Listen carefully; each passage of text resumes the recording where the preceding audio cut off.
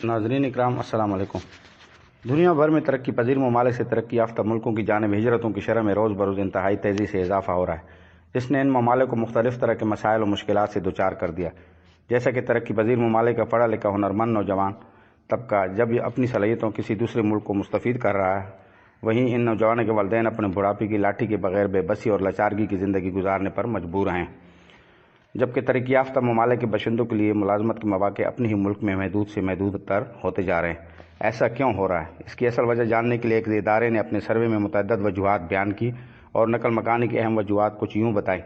خوراک کی عدم فراہمی اور گاؤں دیہات میں بنیادی ضروریات زندگی کا فقدان ہے، پھر ملازمت نہ ملنے، تعلیم کے حصول میں رکاوٹ اور بجلی، پانی، گیس یا طب کی سہولتوں کی عدم دستیابی کے نتیجے میں وہاں کے مقامی باشندے اپنا ملک چھوڑنے پر مجبور ہو جاتے ہیں۔ اس سروے کے بعد ادارے نے تجویز پیش کی کہ ہر ملک اپنا سرمایہ ضرورتوں کی تکمیل پر صرف کرے، ایک تو خوراک میں خود کفیل ہونے اور دوسرا دیہی پسماندہ علاقوں کی ترقی کو اولین ترقی دینے پر۔ علاوہ ازیں اپنے ملک سے دیار غیر میں ہجرت کی متعدد وجوہوں میں غربت، سیاسی عدم استحکام، قتل و غارت، لڑائی جھگڑے، ماحولیاتی تبدیلیاں جیسے سخت گرمی یا شدید ٹھنڈ وغیرہ بھی شامل ہیں۔ ادارے نے جن کمزوریوں کی نشاندہی کیا ان پر سب سے زیادہ عمل پیرا یا قابو پانے کی ضرورت پاکستان کو ہے، کیونکہ یہ ایک زرعی ملک ہے جس میں اگر دیہی ترقی کی جانب خاص توجہ دی جائے تو غذائی قلت خود بخود ہی دور ہو جائے گی اور ہمارا ملک بھی خوراک کے معاملے میں جلد خود کفیل ہو جائے گا، جس کے لیے حکومت کی شمولیت سے نجی طور پر چھوٹے چھوٹے منصوبے بنا کر آگے کی جانب قدم بڑھایا جا سکتا ہے۔ تاہم اس ضمن میں بعض اقدامات فوری توجہ کے متقاضی ہیں، جیسا کہ ہمارے ملک میں زرعی پیداوار کی سطح پر کئی گنا اضافہ تو ناگزیر ہے ہی، مگر اس کے ساتھ ساتھ جو اگایا بویا جا رہا ہے اس کے درست استعمال پر بھی خاص توجہ دی جائے۔ مثلا پھولوں اور سبزیوں کا اچھا خاصا حصہ خراب ہو کر ضائع ہو جاتا ہے، لہٰذا وہ انڈسٹری جو انہیں استعمال یا محفوظ کر سکتے ہیں وہ ان ہی زرعی علاقوں کے آس پاس قائم کی جائیں تاکہ جلد از جلد یہ قیمتی اجناس محفوظ ہو سکیں۔ پھر دیہات میں جہاں جہاں کاشت ہو رہی ہے ان علاقوں میں چھوٹی چھوٹی صنعتوں کے قیام سے وہاں کے مقامی باشندوں کو بھی روزگار کے مواقع میسر آ جائیں گے، اور سب سے بڑھ کر نقل و حمل پر جو رقم خرچ ہو رہی ہے وہ بچ جائے گی اور عوام کو صنعتی مصنوعات کم قیمت پر دستیاب ہو سکیں گی۔ خود کفیل ہونے کے ضمن میں فوڈ انڈسٹری چین اہمیت کی حامل ہے۔ یہ کسی بھی صنعت کے لیے ترقی کی ضامن ہے۔ اگرچہ فوڈ انڈسٹری چین کا تصور نیا ہے، لیکن جوں اس کی افادیت ظاہر ہوتی جائے گی کئی ممالک اس سے مستفید ہوتے جائیں گے۔ دراصل زیادہ تر غذائی صنعتیں ایسی ہیں جہاں پروسیس کے دوران وہ اشیاء جو بائی پروڈکٹ یا ویسٹ ہو جاتی ہیں انہیں ضائع کرنے کی بجائے ایک نئی انڈسٹری میں پھلوں کے چھلکے اور بیج ضائع ہو کر ماحولیاتی آلودگی کا سبب بن جاتے ہیں، جبکہ چھلکوں اور بیج کی افادیت سے کسی طور پر بھی انکار ممکن نہیں کہ یہ غذائیت سے بھرپور ہوتے ہیں،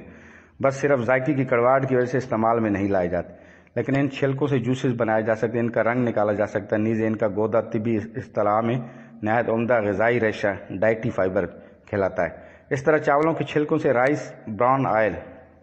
اور غذائی ریشہ بنایا جا سکتا ہے۔ تقریباً ساری ہی غذائی صنعتیں ایسی ہیں جن میں استعمال کی جانے والی اشیاء کے ضائع شدہ اجزاء سے مختلف انڈسٹری کا قیام عمل میں لایا جا سکتا ہے، اور دنیا بھر میں کئی ممالک اس فوڈ انڈسٹری چین پر بہترین طریقے سے عمل بھی کر رہے ہیں۔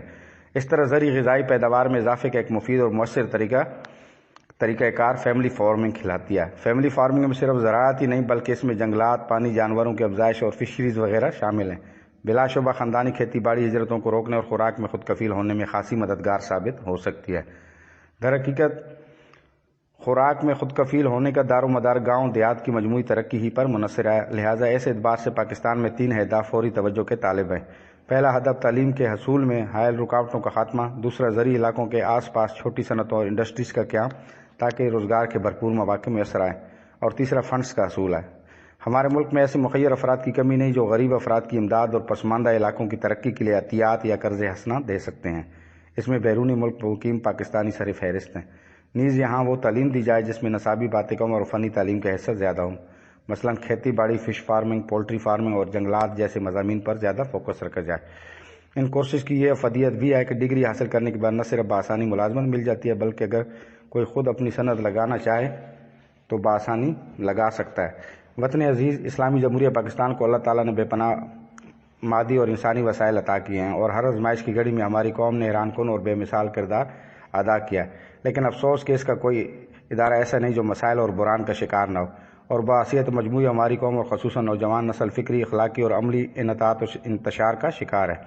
اس کی بے شمار وجوہات میں سے سب سے بڑی وجہ یہ ہے کہ ہمارا نظام تعلیم ایسا ناقص اور فرسودہ ہے کہ نہ تو قومی ملک کی ضروریات کو پورا کر رہا ہے اور نہ ہی آئینی اور نظریاتی تقاضوں سے مانگا ہے۔ یہ بے سمت بھی ہے اور طبقاتی بھی۔ اب وقت آ گیا کہ ہم اپنے تعلیمی مقاصد اور تعلیمی معاملات کو ایسے ماہرین تعلیم کے ذریعے درست کرنے کی کوشش کریں جو پیشہ ورانہ اہلیت و صلاحیت اور تجربے کے ساتھ قومی سوچ، ملی جذبہ اور حب الوطنی، اچھی شہرت اور مضبوط و اخلاق و کردار کے حامل ہوں۔ وما علینا الا البلاغ۔